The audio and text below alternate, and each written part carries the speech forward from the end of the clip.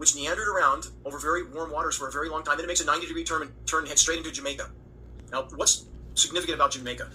We have an administration that is desperate to find rare earth minerals, and this is no secret. They're seeking that in countries all over the world. Lots of media coverage. Recent rare earth mineral discoveries in, surprise, Jamaica.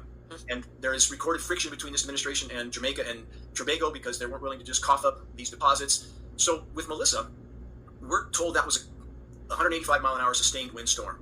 And the images were so perfectly symmetrical, it made a deep impression on people that at that wind speed, that's equivalent to a Category 6 hurricane.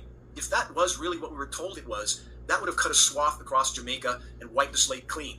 It didn't do that. In fact, we have all the initial terms being used for the storm as being absolutely catastrophic.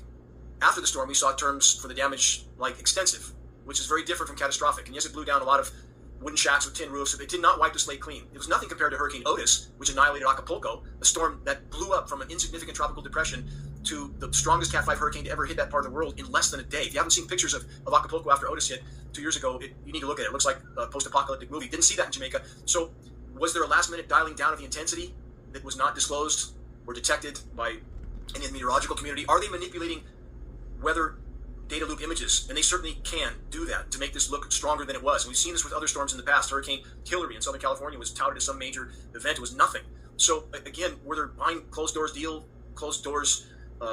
agendas being fulfilled with this? Is Jamaica now going to cooperate with the powers that be for their rare earth minerals? Whatever else is going on, something's very wrong with that entire situation. And then, of course, it hit Cuba, and we all know that that's always a target in Cuba. But then deflected out again into the Atlantic, the same as the previous storms. And the fact that these hurricanes are being manipulated, again, inarguable. If your listeners search geoengineeringwatch.org hurricanes, we recorded Harvey, Ian, Michael, Maria, and you can see the frequency transmissions that have a repelling effect. Again, these are patented processes, and science isn't disputed. The transmissions with this repelling effect can push that storm in certain directions, or in the case of the Texas floods, Kim, the kids that were all just killed in the camp, you know that, we recorded that as well. And so we had people claiming that it was some localized weather modification that did that. You remember that?